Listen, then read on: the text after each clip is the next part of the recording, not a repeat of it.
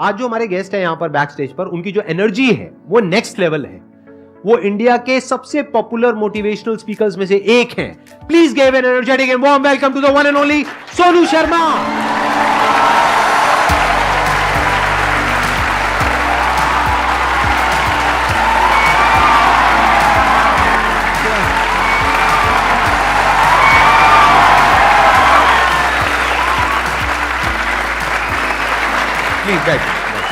आइए।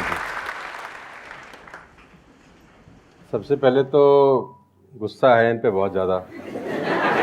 क्या गुस्ताखी हो गई सर? देखो, ऐसा होता है कि आपके जो ऑडियंस है ना, वो आपको बार बार प्रेशराइज कर रहे हैं। आप वहाँ गए, आप वहाँ क्यों नहीं जा रहे? अरे मैंने कहा अच्छी बदमाशी नहीं जाते हम। तो नाक में दम कर दिया लोगों ने आपकी वजह से। आना ही पड़ा। मतलब इतने मैसेज, अब तो 2-3 दिन से तो धमकी वाले भी आ रहे हैं, जाओगे कि नहीं जाओगे।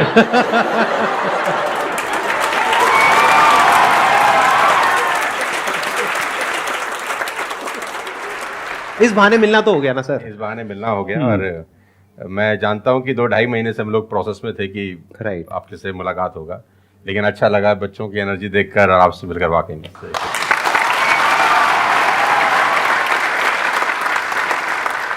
अब बताइए कौन है जो इनसे कुछ क्वेश्चंस पूछना चाहते हैं? मेरा क्वेश्चन ये है कि जब आपका लाइफ का एक स्ट्रगलिंग फेज था तो उस टाइम पे आपको गिव अप करने का फीलिंग आया होगा, तो उस फीलिंग को हमें कैसे टैकल करना है या फिर आपने कैसे टैकल किया? देखो, जब आपका वाई बहुत क्लियर होता है ना, तो आप गिव अप कभी भी नहीं करते।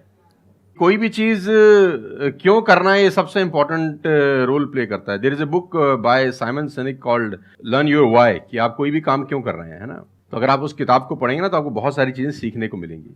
वाई बहुत इंपॉर्टेंट है। मतलब अगर आपका वाई क्लियर है ना, तो कोई भी ऑब्स्टिकल गिराने के बाद, आप गिरने के बाद, नीचे गिरने के बाद आप अपने आप उठ खड़े हो जाते हैं। तो वाई स्ट्रांग होना चाहिए, और वही लोग उठने ही खड़े होते हैं जिनका वाई स्ट्रांग नहीं है।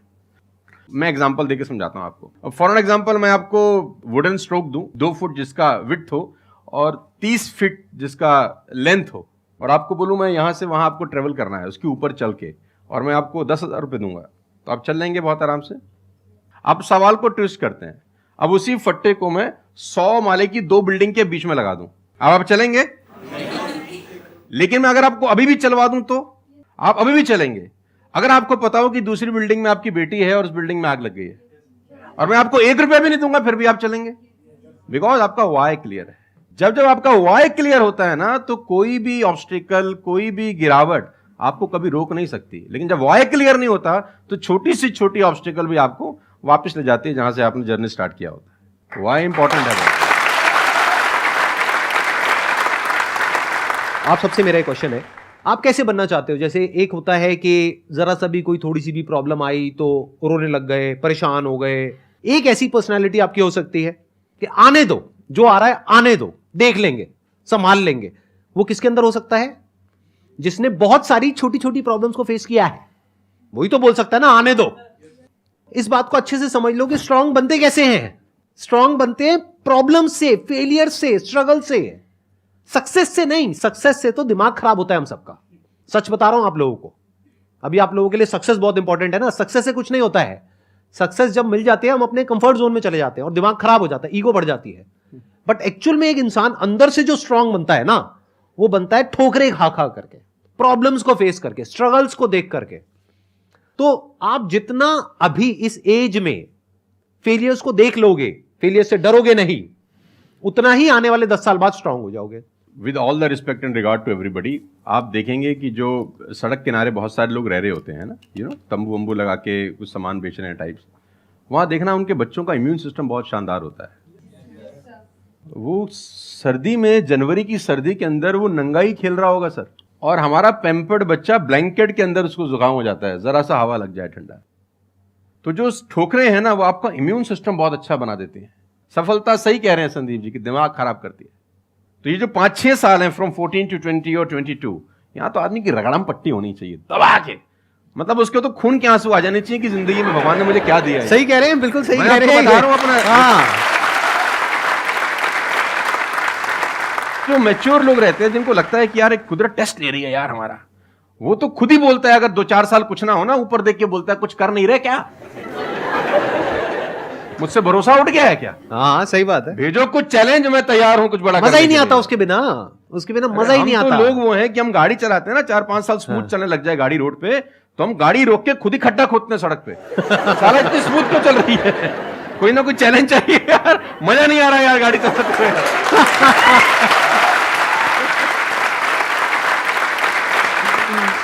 तो चैलेंजेस आपका इम्यून सिस्टम बहुत अच्छा करती हैं, और मेरे हिसाब से 14 और 20 साल का जो एज है, इसमें तो खूब पिटाई होनी चाहिए आदमी की, खूब रगड़ा पट्टी होनी चाहिए, ताकि उसका इम्यूनिटी एक बार अच्छी हो जाए, बाकी का उसका जो 60-70 साल का जिंदगी है ना, वो लोहा हो जाता है।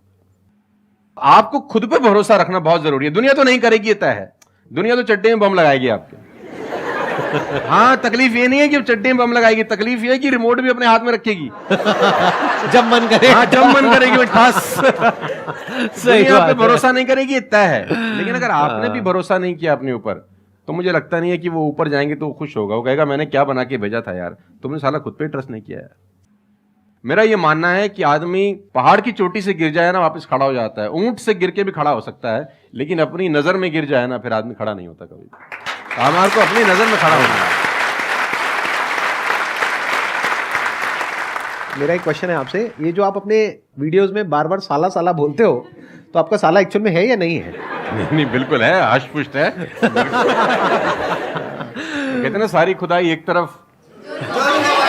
एक्चुअली मैं उसको याद करता हूँ, लोग कुछ और वही मैं क्या। आजकल का जो दौर है ना, जो मुझे कई बार लोग बोलते हैं आप साला मत बोला करिए, लेकिन साला बोलने से जो वजन बढ़ता है ना बात में, वो कुछ और शब्द उसको भरपाई नहीं कर पाता। वो उसकी भरपाई नहीं हो पाती। और कभी कभी जैसा लोग मुझे बोलते हैं मत यूज करो, ये वो आदमी है जो नेटफ्लिक्स देख रहा है और न जाने क्या क्या देख रहा है और क्या क्या सुन रहा है, लेकिन उसको मेरे से पंगा है थोड़ा सा। हर आदमी रहता है ना कि इस देश में हर आदमी से खुश हो सकता है क्या? If everybody likes you have a serious problem, है ना? अगर दुनिया में सब आपको पसंद करते हैं तो आप में कोई प्रॉब्लम है, फिर आपने कोई समझौते ही किए हैं जीवन के अंदर। हाँ। तो मैं वो जानबूझ के बोलता हूं, क्योंकि उसका जो वजन है ना यार, मैं और बोलना चाहता हूं और भी कुछ, लेकिन रोक लेते हो।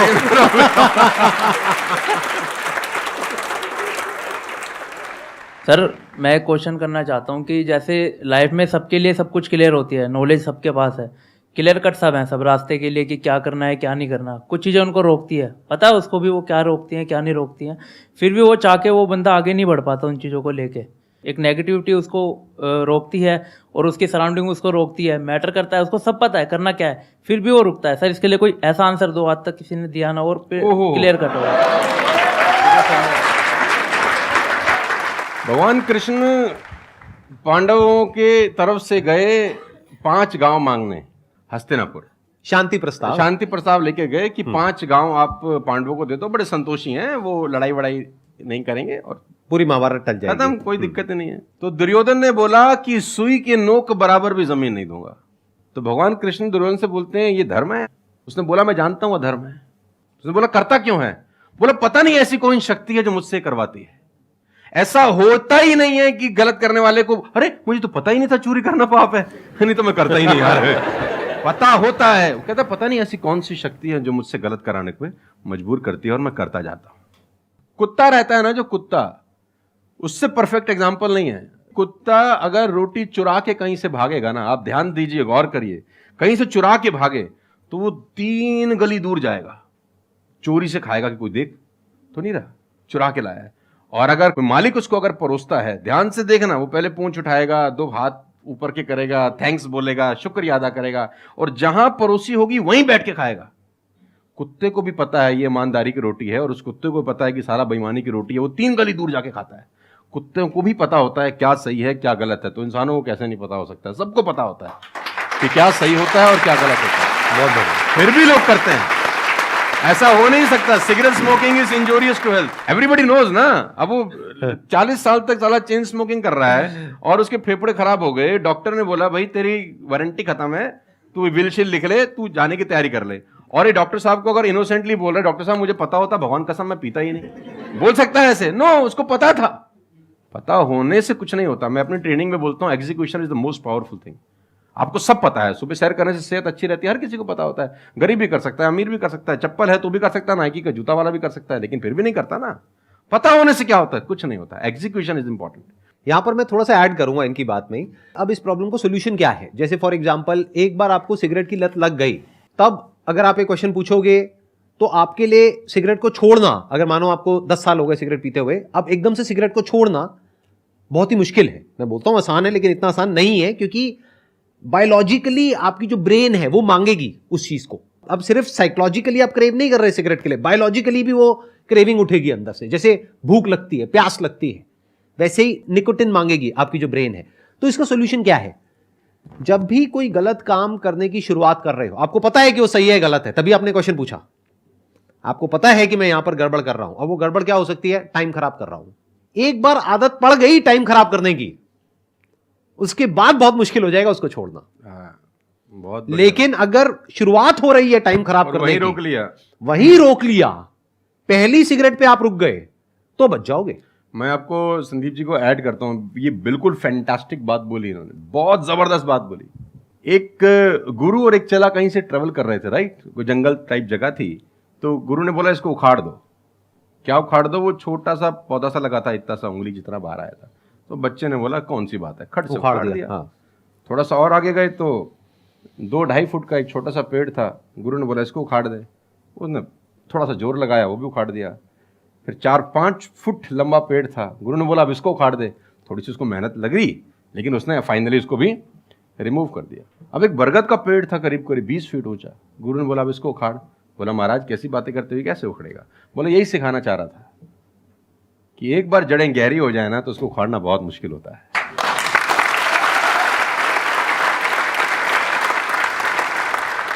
मेरा क्वेश्चन ये है कि जैसे कि हम पढ़ते हैं, मैं आजकल ये हो रहा है कि हम मैक्सिमम हमारा फोकस ये होता है कि हम पढ़ेंगे और ये चीज़ मतलब जॉब करेंगे, लेकिन ये होता है कि जब वो नहीं होता हमारे से, तो हमें मतलब हमें कुछ बड़ा सोचना चाहिए कि हाँ अब इससे भी बड़ा कुछ हो सकता है, मे बी वो ना हो, कुछ बड़ा मतलब अपनी थिंकिंग को कैसे बढ़ाएं, वॉश करें।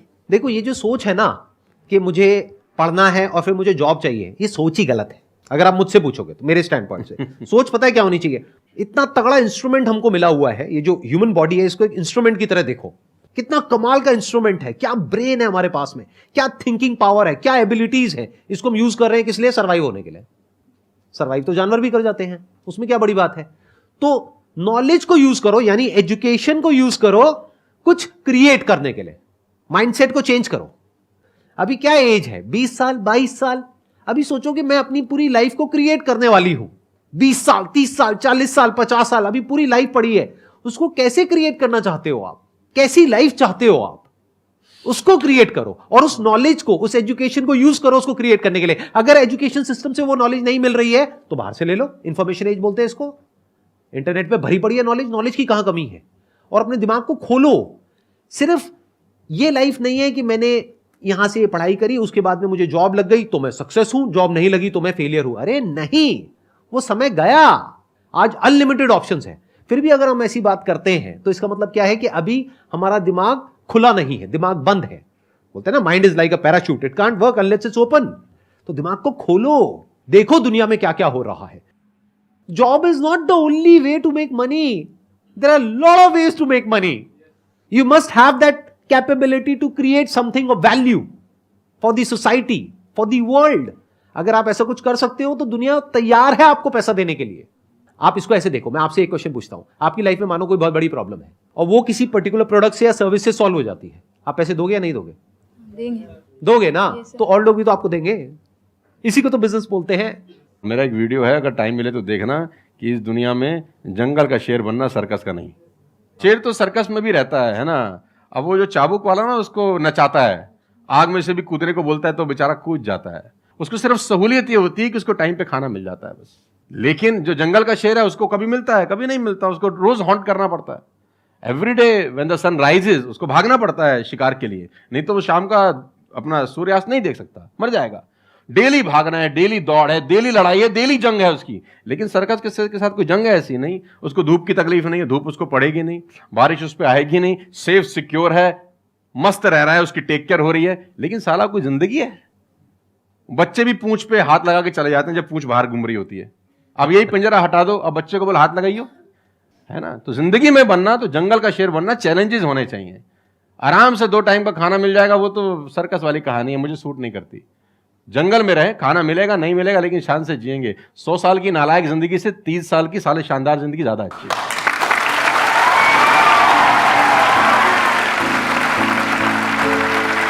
Thank you so much, thank you.